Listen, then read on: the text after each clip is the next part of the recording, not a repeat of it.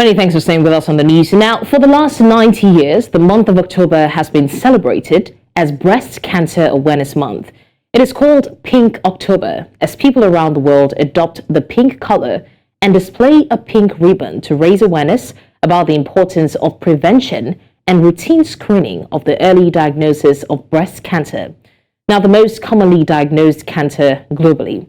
The theme for 2023 is Keeping Her in the Picture.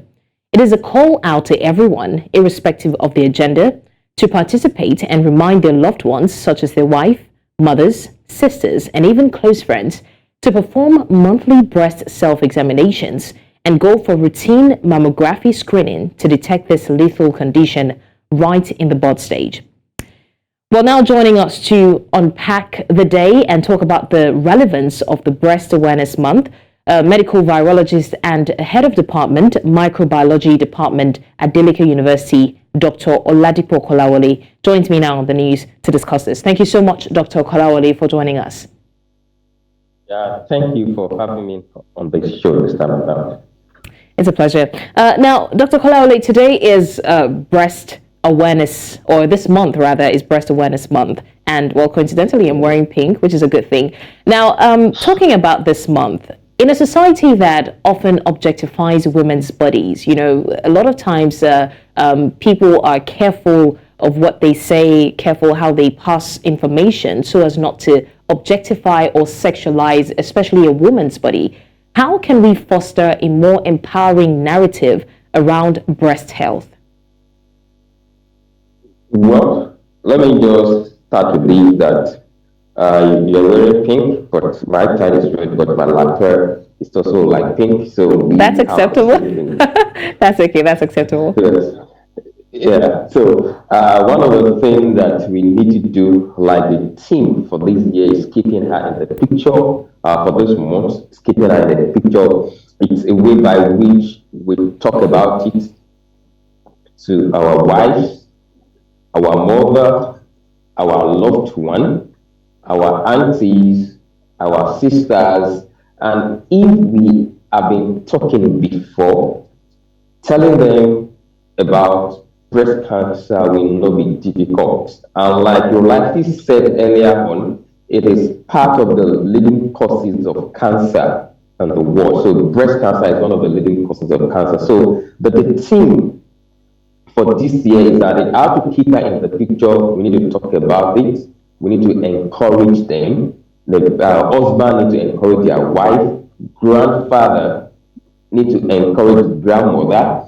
In church, we need to encourage our women. In the mosque, we need to encourage our alhajas to do what is right by either doing clinical examination of their breast or self-examination of their breast, so that once changes are being seen in their breast, they can go to the appropriate quarter to do the appropriate testing and also know the appropriate treatments. Because one of the problems we have in Africa and Nigeria is that most of breast cancer are diagnosed or detected at the advanced stage, so which really make it more difficult for each individual to come out from that disease condition. Right. Still talking about putting her in the picture. A lot of times we talk about telling women close to us to check themselves and all of that. But first of all, how do we even know what to check for? Now, considering those people that are, especially in the rural areas, in the remote villages, how can we ensure that this breast health education reaches the diverse communities, especially those who are not exactly privy to social media, to television, to those kind of information that experts will have to give? How do we take that information to them, and then how do they know what to check for? Well, one of the things that we need to do is what we call community sensitization. I have a group of students, group of worker staff that we do that for some other things, although we're currently doing for HPV, which is cervical cancer.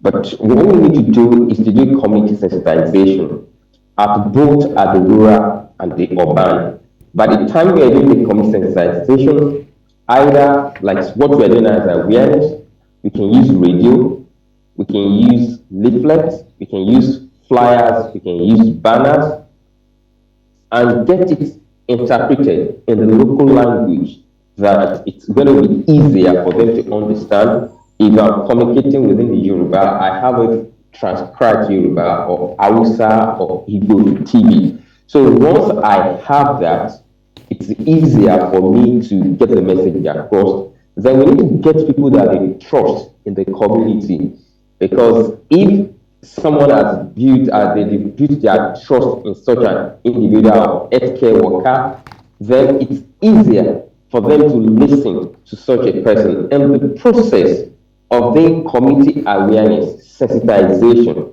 we can now be telling them that these are the abnormal things that you may likely look out for in your breast, like you need lump in the breast or the armpit. Some of the time we can be considered like a thickening or swelling of a part of the breast. Then we have irritation or deepening of the breast skin. Then some of the time the pulling in of the nipple or pain in the nipple area. Some of the time we have nipple discharge other than breast. Some advanced stage you can see blood being discharged from the nipple or a pain in the area of breast. Some of the time, once you notice any change in the size or the shape of an individual breast, so you have to see your doctor, you have to see your clinician, so that further testing will be done. So if all these things I'm talking about now is being done, being transcribed, being discussed at all those levels, both rural and the urban, so it will be easier for this message being passed across to everyone at all strata of life.